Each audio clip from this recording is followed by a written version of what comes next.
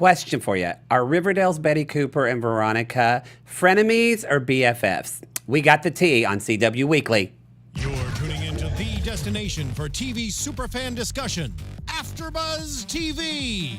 And now, let the buzz begin. Sorry, I'm frantically clearing up coasters. We have like 4 coasters and no drinks on our table. For those of you listening to the podcast, we have coasters. What's up? Oh my God, Matt, I'm so glad you're back. Let's go. I am back. Let's go. Anthony's dancing too. I feel it in the booth. Wow, my God. I feel like I'm doing Shanti. Oh my God, insanity. I love Shanti. I follow him on Instagram and I look at his husband and their babies, and then I show my boyfriend. And he's like, I don't want to have babies yet. At least it's yet. At least it's yet. I'm good to be back. I'm happy you're I missed back. you.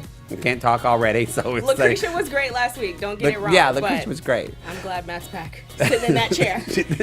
Erica Shannon doesn't like to lead. Welcome to CW Weekly, everybody, here on AfterBuzz TV. We got some fun news this week. I'm Matt Marr. I'm one of your hosts for the show. You can find me at the Matt Marr, 2 T's, 2 R's, and at the Twitter and the Facebook and the Instagram and wherever you want to find me. And where, Erica Shannon, can we find you? You can only find me on Instagram. I just messed up. You can only find me on Hashtag Twitter. just kidding. I'm having Just flashbacks to last week.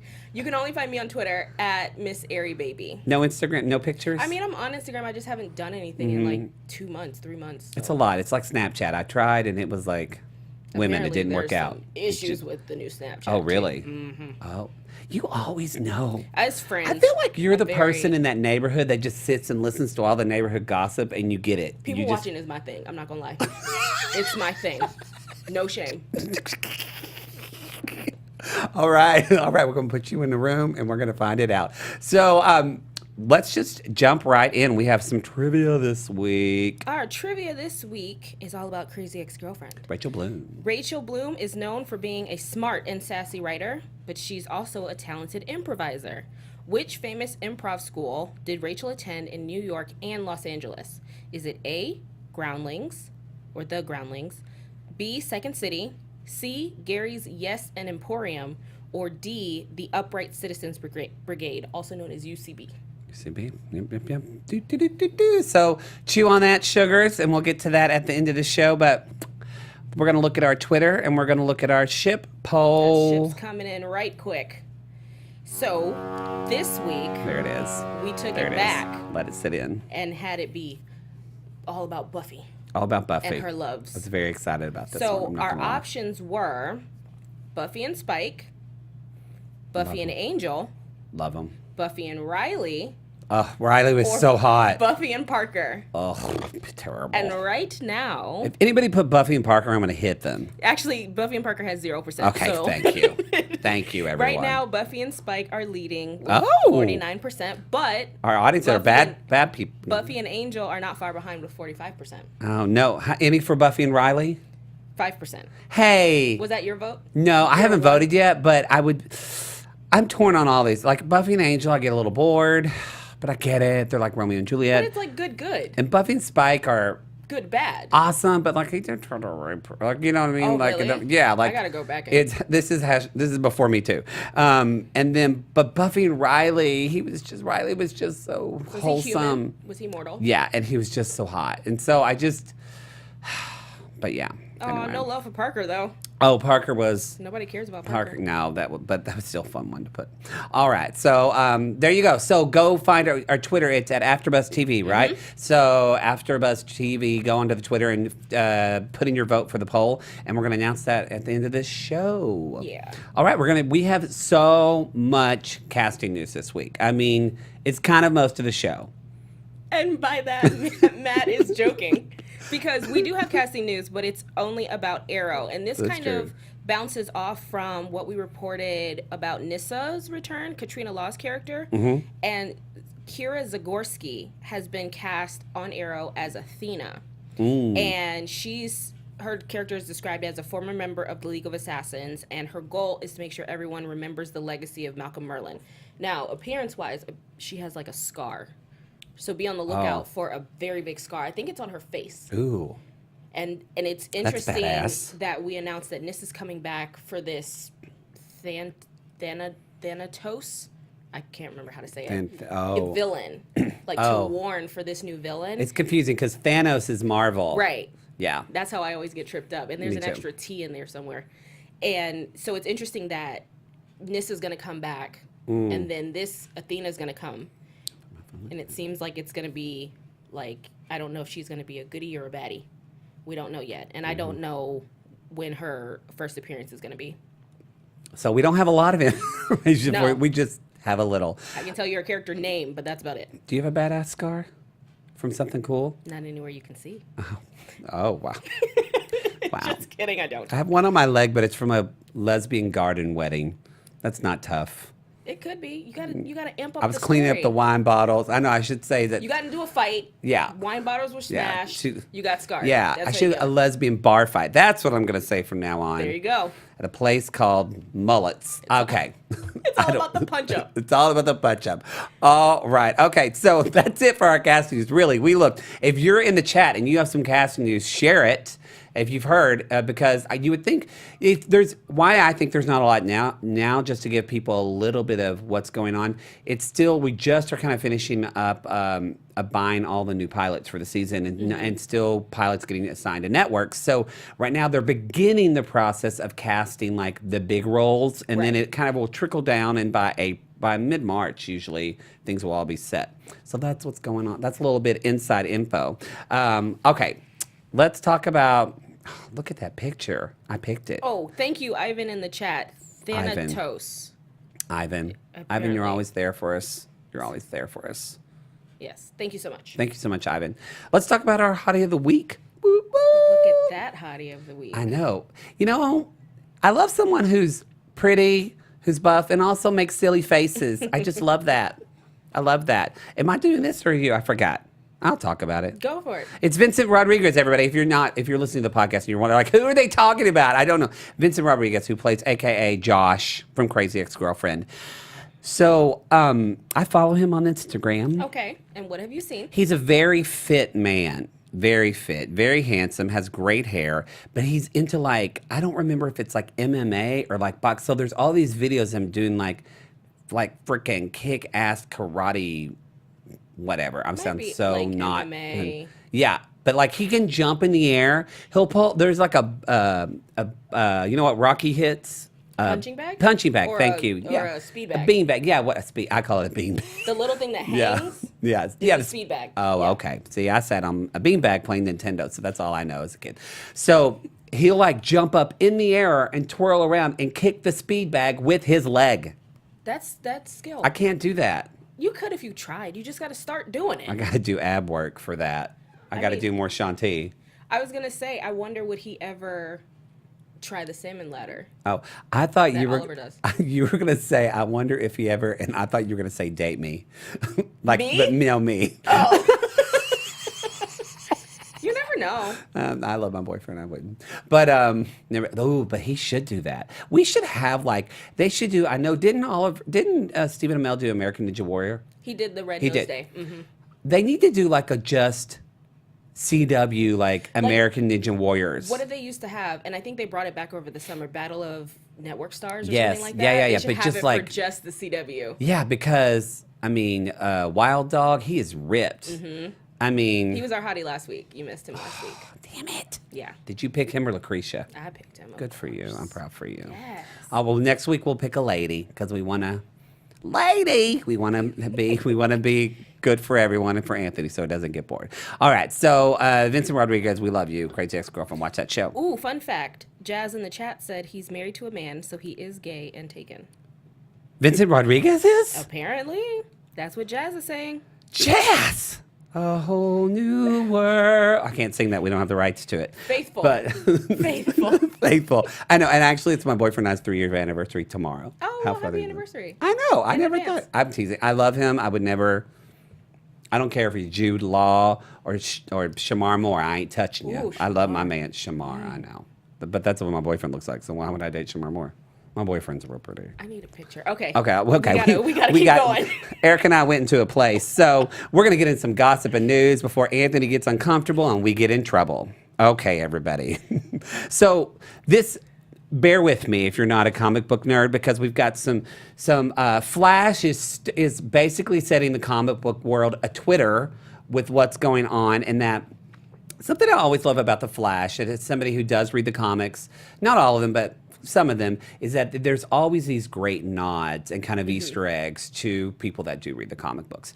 Well, so this is 2 articles. One is from, where is it from? One is from CBR.com, and the other one is from, I'm going to talk about them both, from Inverse.com. Because they're both kind of talking about the same thing, but about different subjects. Basically, if you remember in the mid-series finale of Flash, did you watch it yet? So if you haven't watched it yet, just turn off your turn down the radio for 2 minutes. But basically, whenever the Flash, who was he fighting? He was fighting the nuclear bomb guy. Yeah. And so they had the way that he kind of defeated him is right before he was going to explode.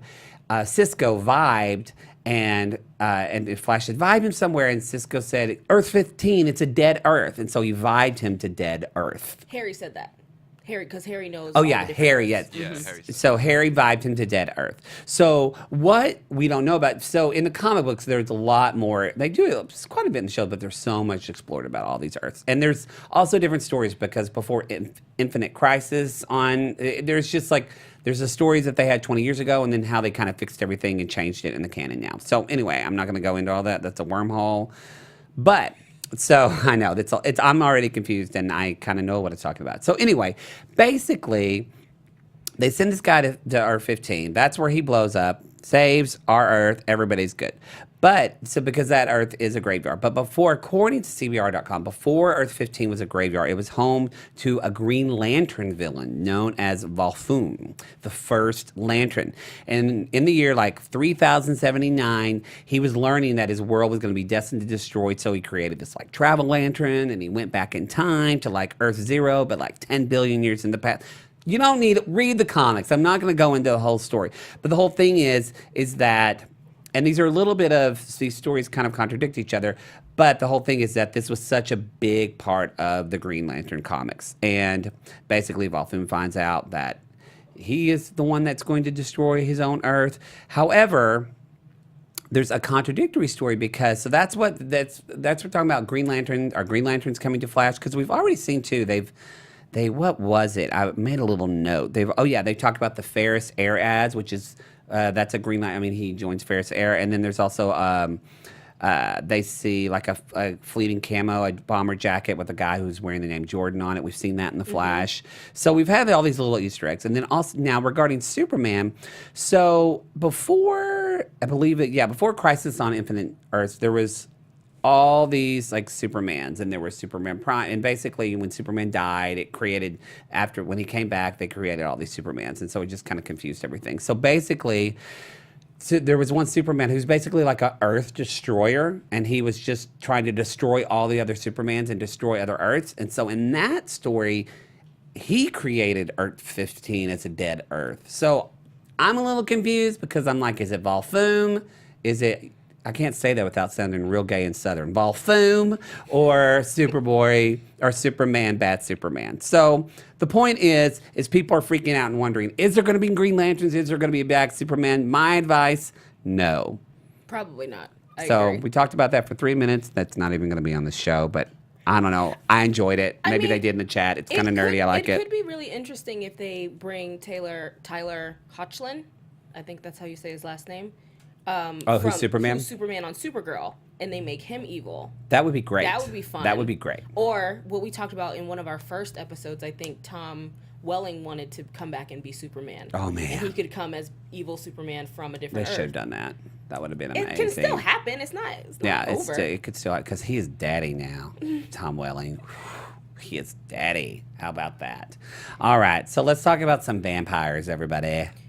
So another vampire show that might sound a little familiar is called Moonlight. And Not the movie. it actually aired on CBS from 2007 to 2008. Oh, it was a 16-episode season. It's a CBS and show. That's going to be coming over to CW Seed. I believe it's already there, actually, because I watched the first episode. Duh, it is already there. It is already My there. God. Okay, so a little about the show. Alex O'Loughlin, who you might recognize from Hawaii Five-0, he plays a vampire named Mick, who has been turned for 50 years.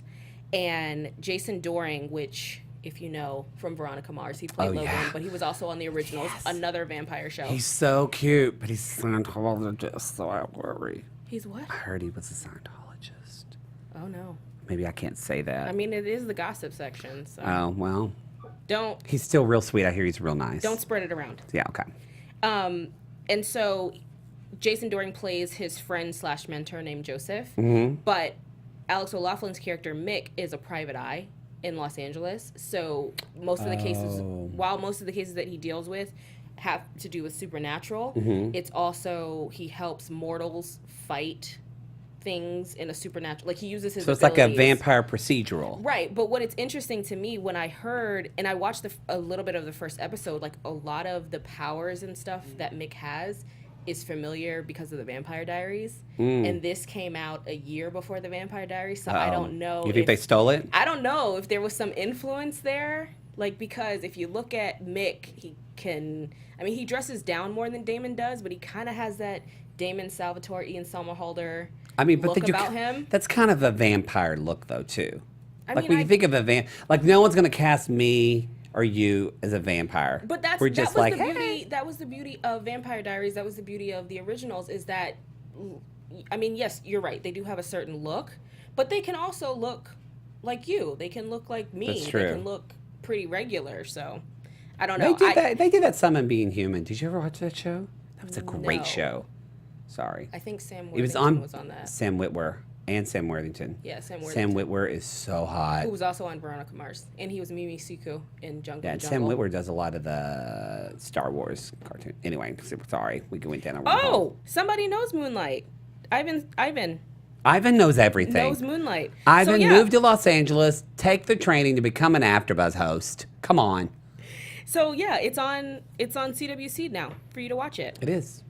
But then romantically, because there's always a romantic element to it, Mick is torn between romantic feelings for a person he feels he's bound to protect from something that happened years ago, and somebody who looks like his ex-wife. How many episodes are there? 16. Okay. Yeah, and they're about an hour long, so All you right. can knock them out in a weekend. Okay, yeah. It's a good little binge. Good little binge. So if you're missing your vampire fix, head on over to CWC. Yeah, because it looks like witches are going to be back The in next vogue, thing. and we're going to talk about that later. Later. We are going to talk about Black Lightning. I'm not caught up on Black Lightning. Are you? I just got caught up on all CW, but I've been saving Black Lightning to binge this weekend. Yeah, I watched yesterday. Good. Still liking it? Mm-hmm. Okay, good. Well, It's getting good. I can't wait. Somebody who is liking it too is Marvin Jones III, who plays Tobias Well on Black Lightning. And as he says, he hopes that his evil, according to Us Weekly, his evil will contribute to more good. Basically, so what Tobias says, or I'm sorry, his real name is Marvin. What Marvin says about what he loves about the show is that he likes that he feels like a show like Black Lightning is, quote, is definitely needed. He likes that they're talking about social injustices and racism and issues literally right out of the gate, the first episode. And he said, I know I'm the bad guy, but I enjoy creating this necessity for something good. And another topic, too, which it's called as albinism, which I didn't even know this was a thing. Have you ever heard of albinism? Mm-hmm. It is. So basically, is it the skin Yeah, it's disease, like a genetic condition, not a condition, but it's where like albino. Yeah, Oh, it's where the okay. melanin doesn't come through Okay. your skin. So that's going to be talked about if you haven't watched, maybe they haven't already. But it says that he feels like they're going to talk about that, and they're going to talk about that with his character. And he said it's a huge responsibility to display the limitless possibilities that someone with a genetic disposition or any difference can use to their advantage. This is my opportunity to discredit any stereotypes of someone that has a difference and show true ability and skill. Mm-hmm. I love that. I love that. I love it when shows take take in, something that someone has, and they, instead of like trying to give a stupid reason why it's there or try to make it something it's not or just downplay it, they just like say, hey, let's talk about this and live with it. Mm-hmm. I love that. And part of it is Tobias Whale's character. Like, he has albinism as well, and it gives... And I appreciate the fact that Black Lightning, in their casting, they actually found somebody that has this condition and white, not, because that could open up the door to a whole myriad of problems. Yeah, it's kind of like a reverse. And because while it's not very common, there are people out, and more so they're in fashion, which is pretty interesting. Yeah, there's one famous... Because someone there's a really famous model guy, because I'm not saying this, someone called him like a cow, and like it was a big, because obviously that's racist, but because his skin is spotted like that. Beautiful. And he's one of the top, I don't know fashion, my boyfriend would know, but he's one of the top male models in the world. Yeah. So it's good that they're opening the door in more entertainment fields. Yes. For people with albinism, or even people with any kind of condition, and that's what Marvin was saying. I think I've kind of said a lot, like, I always feel like there's still a different level of diversity that's still out there that we just, we don't, like, think about on a show when you've seen someone who is, I think the correct term, forgive me if I'm wrong, everybody, you can correct me in the chat and I'll happily change it, like a little person. The only time you see a little person is if they're playing an elf, or if they're specifically like someone on Game of Thrones. Like, why can't you just have somebody who's like a brother on a sitcom and they just happen to be a short person, or somebody who happens to be in a wheelchair or something like that? So I think I would like to see another level of diversity like that. I think that would be cool. Yeah, and I think... Sorry, soapbox. I think if you continue to give people, and Lucretia and I talked about this a little bit last week, about, we're hearing about all these reboots and these revivals and stuff like that. If you give people the opportunity to create new and interesting stories, you're going to have that diversity, because people that look different, that sound different, they're going to write those stories because they want those stories to be told. Well, and if those people, I mean, I think I have to give huge credit to Greg Berlanti. I think it's very obvious that a gay man has created a lot of this, and not only, he's talked about this, not only like with gay things, diversity just period is important to him, because he knows what it's like to be discriminated against. Right. So, and hopefully with now much more women, NBC has started a diversity program where they're like pairing new women directors or theater director or TV, and they're pairing them with more established directors, and they're like co-directing shows together and helping them get work. Like, it's awesome. It's awesome. Sorry, we can go on a save box. I'm turning my phone over. It's blowing up. I don't know what's happening. Speaking of female empowerment, let's talk about some Riverdale. So if you had noticed for the past few episodes, Cheryl Blossom has kind of fallen to the background.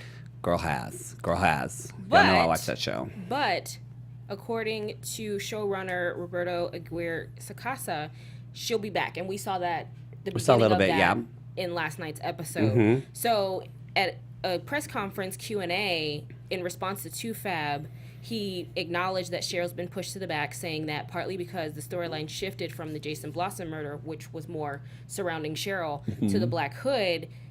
That's why she kind of fell to the background. I'm glad. I hope that's done. Gosh. But he did say, starting from last night's episode, that she's going to be gangbusters through the end of the season in a really great way. She's pushed to places she hasn't been before. So that's, I don't know if that has to do with her mom. I don't know. Well, I think I don't know if I read it in there, but I read somewhere else too that because we talked about this a lot, because I do a Riverdale podcast, and we talked this a lot last night when we recorded that. We're confused. Like, there was kind of this Josie like fascination, and then it like went away. We're like, wait, you seemed obsessed with Josie. What's happening? And apparently, we're going to find out about that. Yeah, he said we're absolutely going to address the crush or obsession, or however you want to describe it, for Josie, absolutely directly. I don't know. He didn't give any specifics about when exactly that's going to happen, but he said it's going to be addressed. They're giving Josie something better to do finally, because she was totally not used in season 1. I mean, are they? Other than a little the musical, bit. It's getting better. It's coming. It's still. I mean, we're seeing more of her mom than we're seeing of her at this point. She's just standing or sitting next to her mom. Which I'd rather see her. Right. Yeah.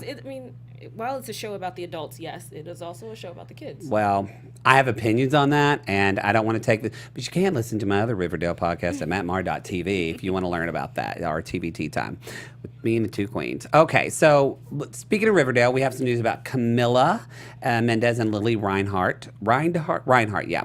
So basically, as I teased in the beginning, they are not frenemies. They are BFFs. They, they're up in Vancouver like she with nobody else, so Yeah. I'm glad they get along. But they're also, I didn't know this, but they're the new faces, both of them at Bongo Jeans. I mean, they're on magazine covers and stuff all the time. They're always on each other's Instagram. But now they actually teamed up with JCPenney, and they're doing this cool 2018 prom campaign. So basically, what it's about is that they're helping girls that normally wouldn't be able to even afford a prom dress, they're basically giving them a prom dress, and Lily and Camilla were like helping them choose dresses and helping them pick out stuff, and just, what I love about stuff like this, I know some people think, oh, we need to feed the hungry, we need all those type of charities, but these are other things that like we don't think about affect that so much in high school, the things that we're not able to be included, that we get excluded from because of our socioeconomic reasons or race, whatever, that really can affect you for the rest of your life. And so I love that, these little details in life, they make a difference. And I love that they're doing that. If you want to go to, I'm not going to read you the whole thing, but they'll also talk about tons of beauty tips and stuff like that. There's an article on hellogiggles.com, and you can read all about that. Now, I did want to say one thing that stuck out to me, and Camilla's responding to why it was important for them to be involved in this campaign. She was saying how, while yes, they are probably inspirations to those teens that they were able to help, she was saying in just talking to them and getting to know them that they were inspiring to her too. So she appreciated what they were able to do by just going and helping with the photo shoot, helping with styling and stuff like that. Hey, it was very nice. When you give back, you get more. I'm telling you, you don't even know what's going to happen. Sorry, I just lectured everybody on volunteering, but you should. No, I'm kidding. So. Sorry, you really wanted me to be back. All right. Yeah. So, speaking of coming back, what shows are coming back next week to the CW? I think Miss Erica Shannon's been listening in her corners, and she has the tea. I have, and I do. So, Cancel Bear, which is part of TV by the Numbers, they have this ongoing tracker where they have the likelihood of renewals or cancellations for the various shows.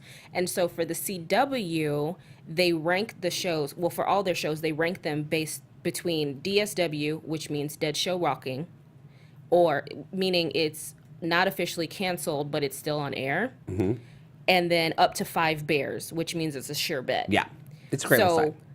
The interesting part about it is the only show that has less than 3 bears on their chart is Valor. Yeah. And so they're saying it's most likely going to be canceled when they announce in May. Which, I mean, ratings-wise, it's not been doing well. It's not that surprising news.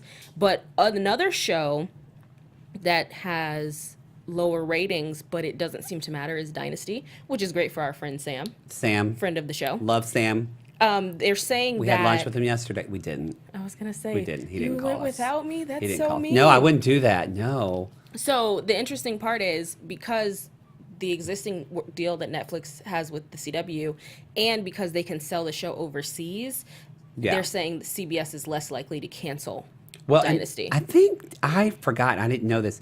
CBS actually owns CW. So, which I guess I thought CW was still part of Warner Brothers. I think it is. So that means Warner Brothers is part of I'm confused. But is Warner Brothers I think all CBS, the studio, is responsible for most of the shows. Okay. Yeah, because I do remember. Yeah, because that's why whenever they canceled Supergirl, I was like, oh, I hope Supergirl comes to the CW. Best thing to happen to that show. And you got your wish. Best thing to happen to that show. But yeah, they're saying if it's making money for the parent company, there's a good chance it remains on the air. So that's great news for everybody over at Dynasty. I still think Dynasty is going to be. I think it'll be a binge thing. I think a Netflix thing again that kids will love. Don't you? Yeah, because it'll be up. I think the deal is it appears like within a week of the season finale. Yeah. So, and some people probably in this binge culture, they're waiting for the season to be over so they Yeah. can just sit down and click next and click next. Yeah. Or even with Netflix, it just plays by itself. And then it has to ask you if you're still watching because it feels sorry for you. But that's okay, because yes, I am still watching Netflix. You already know this.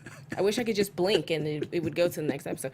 I'm going down. So it doesn't know you're I'm dead. going down a hole. Please save me, Matt. Please. I'm going to take you out. Help Well, me. you need to get out of the house, girl. Help me. Oh, now you're judging me? You know what? I'm about to leave. I'm about to walk off. Okay. Woo. All right, Cancel Bear. Thank you for that. I thought you were my friend. I am your friend. I am your friend. No, I'll sit there on the couch with you. I'll knit. Okay. That's how he knows I'm still moving because I'm knitting. I'm not a good knitter, but I like to do it. Okay, so we're talking about diversity a lot this episode. I like it. So Jamie, I'm gonna mess up his last name. Camille? Camille? I think. Camille. Camille. Jamie. Anyway. From Jane the Virgin. Yes, Jamie. There you go. Jamie from Jane the Virgin. I don't know who he plays on that show. Rogelio, I believe. Okay. Again, not sure of the pronunciation. Oh yeah, he does play Rogelio de la Vega, apparently, and he is a Mexican-born actor, and he was talking in an interview with Slate Magazine that was released on Friday about Latino representation in television. He's not happy about it, folks. He's not happy. He said. He was definitely talking about the Screen Actor Guild Awards, or the SAG Awards, how much they overlooked Latino actors and actresses. And he said, pardon me, he says, quote, I think this minority, quote, unquote, is the economic engine of this country, basically. It's ridiculous right now. Gina Rodriguez and everybody at the show were outraged about the fact that SAG-AFTRA and other award shows didn't nominate one single Latino in their shows. It is not that other award shows didn't get nominated. It is not that we want to get an award for free, like, oh, the poor Latinas, throw them a little bone. Throw them a little award just for them not to feel ignored. He said, no, F you, it's not about that. He pointed out that Rodriguez won a Golden Globe for her role on Jane the Virgin in 2015, but was not nominated for any other award shows. And then he also says, do you think that Gina should not be nominated for a SAG-AFTRA award or for a Critics' Choice Award or whatever? He said, it's ridiculous. I mean, Modern Family, again, for the 12th year, same nominations, really. Can't we move on? Can't we look at other amazing shows that are being created, like One Day at a Time, which I heard is amazing, with Justina Machado. So I'm not going to read the whole entire article. I just read half of it because he was not mincing words. But, yeah. Thank you to everybody in the chat that's helping us pronounce Jaime. Or I still can't tell. Jaime. Thank you, Anthony. Rogelio. Rogelio? Yeah. Rogelio. Okay. Woo! Boy. We try. Hashtag We're just... real white. Sorry. But I did like the fact that he pointed out Modern Family, because there are a lot of shows that win or nominated for awards year after year after year, and it's the same shows over and over and over. Like, I remember there was some grumblings about Veep being nominated year after year after year. It's imperative that we show the diversity, because it can't be that the only good actors and actresses are from these specific shows. Like, it's you have to watch everything and have a taste of everything so you know what's out there. So when it comes time for nominations, you're able to say, yeah, that person, they're normally nominated, but I actually like this performance better. I think that's all he's saying, is just look at us. And it's the same thing that Jada Pinkett Smith was saying, you know, when the Oscars, you know, the hashtag Oscars so white, like, this is something that continues to come up. But as we're seeing, if you make noise about it, it's going to start to change. So I commend him for speaking up. Yeah, I agree. I think, you know, and yes, Modern Family has its own type of diversity, and like, you know, because it's just, I think, good for everyone as far as a business aspect. I mean, should Julia Louis-Dreyfus not be nominated every year?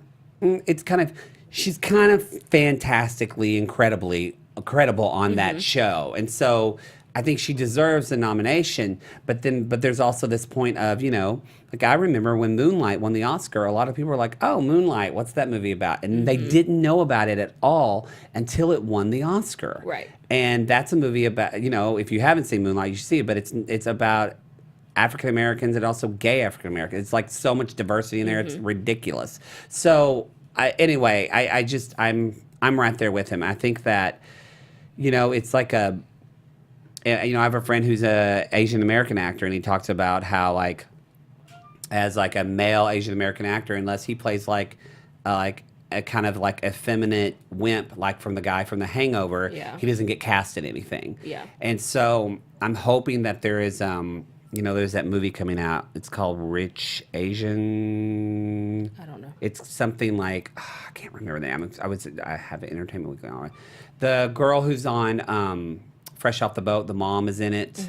But anyway, they're talking about how they kind of hope this next level of diversity is to include a little bit more of Asian actors, just because there's not a lot of that really at all. Right. Especially from a male perspective. So anyway, it's just good that we have this conversation. Speaking of... I was going to say, and because I'm being reminded in the chat, not even going diverse in terms of only race, but in terms of genre too, because a lot of times superhero shows or sci-fi shows, fantasy Don't get me shows- started on Wonder Woman. No. Don't get me started on Wonder Woman. Don't get me started on Wonder Woman and the freaking Oscars. I'm not going to get you started. Because I'm just angry saying, about like, it still. The diversity, there's so many more arenas that they need to acknowledge.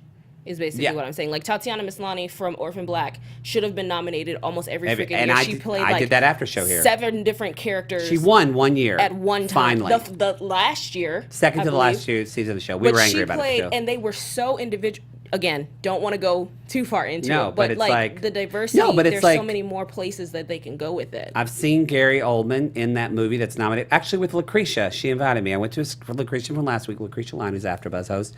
Gary Oldman in that movie about Winston Churchill. Yes, Gary Oldman is great, but honestly, he is not Hugh Jackman in Logan. That was an incredible, amazing performance, and yeah. Oh, Jazz in the chat is saying Constance Wu will be in Crazy Rich Asians. Thank you. Constance Wu's Crazy Rich Asians. I'm super excited about that film. And Thank you to everybody in the chat. Thank you. I love our chat. I love our third host, as Alikona would say on the Arrow show. So yeah, we're talking about we're going back to the reboot talk. I mean, y'all know Erica's going to talk about Charmed. I am, because as much news comes in, I'm going to report on it. So now we actually have character breakdowns. We were all, Lucretia and I last week were wondering like who the main characters are going to be. Well, we finally figured out. I didn't read this because I wanted to hear it like everybody else. The unofficial names, so they could be changed, are Macy, Mel, and Madison. And were those the names before? No, it was Prue, Phoebe, Piper, Paige. So it was P's. That's 90s. And they were Hollowells. Okay. Macy is described as a witty, intense science nerd. She's in her late 20s with a PhD in quantum physics. She believes she is the sister of Mel and Madison, and her power is telekinesis, which, just off rip, I have a problem with. She's the oldest of the three of them, and yet she's like the Paige. She's like, maybe she was given up for adoption. I don't know. It's very strange already from the beginning. Do you think, speaking of diversity, do you think they're doing that so that way they can have like mixed race sisters or something like that to like bring in diversity? But it says she believes she's the sister. I'm thinking she's saying she's the whole sister or maybe half sister. If they're going the whole Paige route, then she's like the half sister. But it just doesn't make sense to me how she thinks she's the sister of these people. I don't know if she's ever. It doesn't seem like she's met them before. She's moving into town. Sometimes too in character breakdowns they'll put more like what's going to be revealed and like. But maybe that's how, I don't know. Maybe that's how the show ends. I don't know. But the actual Pruitt, that's their last name, the Pruitt sisters. There's Mel, who's in her mid-20s. She's a strong-willed feminist. She feels deeply and she's a bit controlling. And after a tragic accident, she becomes angry, defiantly unkempt, even violent, and her power is time freezing. So you have Macy, whose power is telekinesis, which kind of matches Prue, who's the oldest sister, and Paige, who's the half sister. They had the ability to move things with their mind. And then Madison, she's in her late teens. She's an athletic college student and the complete opposite of Mel. Like, she's pledging a sorority. She has a strong desire to fit in, and her power is hearing people's thoughts. So that again matches the original Charmed, where the youngest sister, Phoebe, was an empath. This youngest sister can hear people's thoughts. But then they're also casting for love interests. You have Galvin, Macy's documentary filmmaker boyfriend. Then you have Brian, who is Madison's ex-boyfriend, and he's described as a sensitive loner. And then, some interesting news, you have Soo Jin, who is a woman. Uh-oh. She is Mel's girlfriend. So they're adding another layer Love it. to the character. You know what? I just want to say there's so much positive. There is a lot of positive casting right now, I think, for LGBT and African American people on shows. Look no further right here. We got it. Just put us on Charmed. Hey. Right here. We won't complain. That's all I'm saying. If we get casted on Charmed, please don't attack me, because I love the original just as much as y'all do. I promise. But she got to work. But a job is sometimes a job, you know. Everybody got bills out here. So don't be mad. Don't be mad. I probably won't, though. Let's just be honest. I'm a purist. It would still be hard for you to say yes. Yeah, I'm You go in with and the like Hollywells all you the way. read and they're like, "What are you reading for?" You're like, "Oh, Charmed." You're like, "I'm out." Yeah, I still think, like I said last week, I still think I'm gonna watch it. I'm gonna watch it, and then I'm just gonna be like, this shouldn't be called Charmed, because I think it could potentially be a good show. It just doesn't need to have. Well, they're kind of doing that that a lot of name things. They reboot hanging on it, it. but then they don't keep anything that was rebooted. I mean, what they're doing with Sabrina, Mm-hmm. which Sabrina, I get it. They did this actually in the comics first, Right. But it was a comic before it was a television show. But still, they do that with shows a lot, where they just let's rebrand it with the name. It has nothing to do with why we loved it in the first place. Right. So they did that with 90210. You know what I mean? They made it about the kids, and it wasn't the same type of show. Dynasty is kind of starting to get back, I think, where old Dynasty was. Mm-hmm. Yeah. We have opinions on this show. We do, and especially about this show, because it, honestly, I'm not going to lie, it means a lot Yeah. to the fans of the original show. Yeah. So, to give it that name, Yeah. and to not have any of the original people involved in Mm-hmm. it, it's kind of, for me, it's disrespectful. But we'll see how it goes when the show, if it even gets, because remember that this is round 2 of them trying to just get it to pilot. I think it will, though. They're getting so much buzz on it. And right now, honestly, because of just feminism and because of, I mean, I didn't know this because I never watched Charm. I didn't know some of the two women, in, at least as far as celebrities, that really catapulted me too were the 2 women in Charmed. Mm-hmm. I didn't know that at all. Rose so I think and Alyssa. Yeah, so I think that they were not the originators. I just don't want to, they were not at all. But I think it's going to go just because so many people are talking about it already. And so it's just going to be to see what it's going to be. I just want to tell you, Mm-hmm. I think it's happening, and to prepare yourself and grab some wine. Right. Jazz in the chat is saying, why not make them Wyatt and Chris's daughters? I would be perfectly fine with that. You know, because it's continuing the story that they stopped when the show went off. That's it. It's that one, because they did do that in 90210, and they did do when the show got better was when they either brought in characters or brought up things that happened on the original show that characters are still having to, I got real country, are still having to deal with. That is so much more. That's what actually, whatever.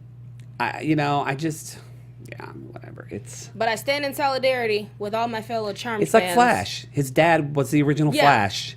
And we get it that they're going to redo Flash, but the fact that the trickster's dad is Mark Hamill, like the fact that that was a great, where, they bring in his mom now, who was who was the original. I remember the hair. I love that.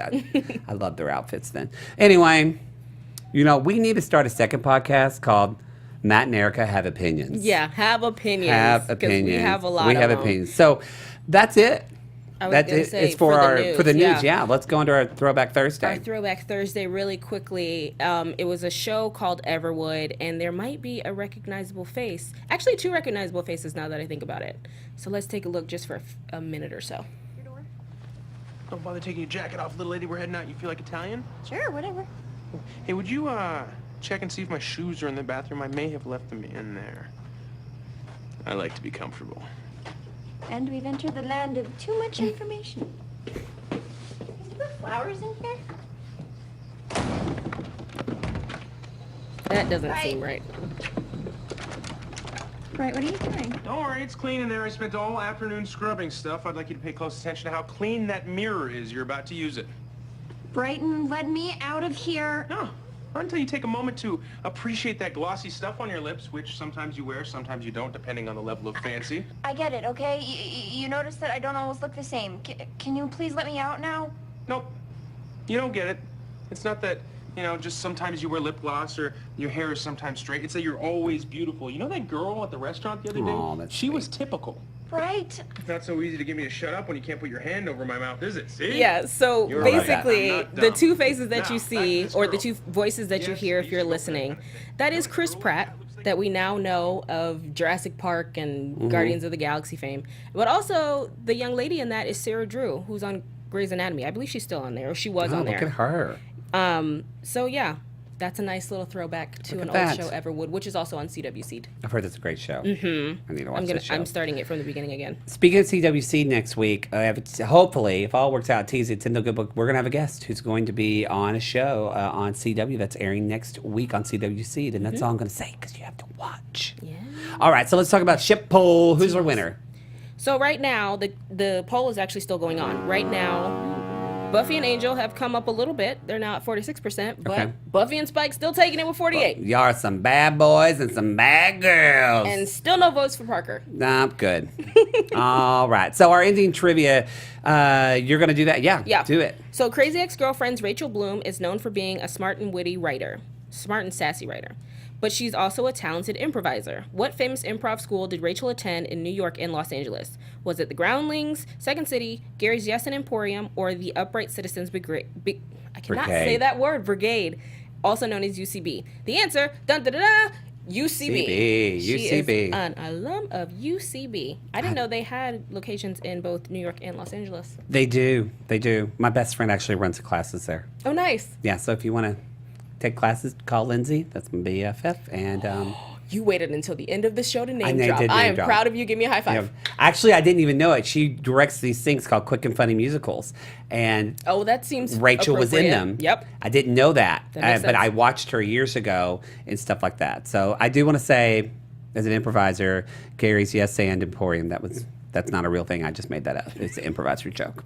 All right, everybody, that's the show. So that's what we got for you today. We're going to leave you with love and laughter and opinions today, and hugs and hugs. So we appreciate you so much for watching this show, whether you're watching on YouTube. We appreciate you for listening to this in your car, when you're doing laundry, when you're telling your husband to shut up on a podcast, whatever. We appreciate it so much. And if you appreciate this show, you can leave a review on iTunes, Stitcher, wherever you listen to this podcast. Give us 5 stars. Say why you like. Even if you give 5 stars and say they have opinions, that's enough. It just helps us share the show and get it out there. Thumbs up for me. So, okay, Erica, tell them where you are. I'm Erica Shannon, and you can find me on Twitter at Miss Airy Baby. And I'm Matt Marr, and you can find me at the Matt Marr, 2 T's, 2 R's. And again, if you're interested in my Riverdale podcast, TV, Tea Times, you can go to mattmarr.tv or just look for Matt Marr in your podcast app, and you'll find us. All right, so next week, hopefully we're going to have a host. We're getting into it. We're rushing to May, everybody. We love you, and we'll see you next week. Bye. Bye. From executive producers Maria Menounos, Kevin Undergaro, Phil Svitek, and the entire Afterbuzz TV staff, we would like to thank you for listening to the Afterbuzz TV network. To watch or listen to other after shows and post comments or questions, be sure to visit AfterbuzzTV.com. I'm Sir Richard Wentworth, and this has been a presentation of Afterbuzz TV. We have opinions.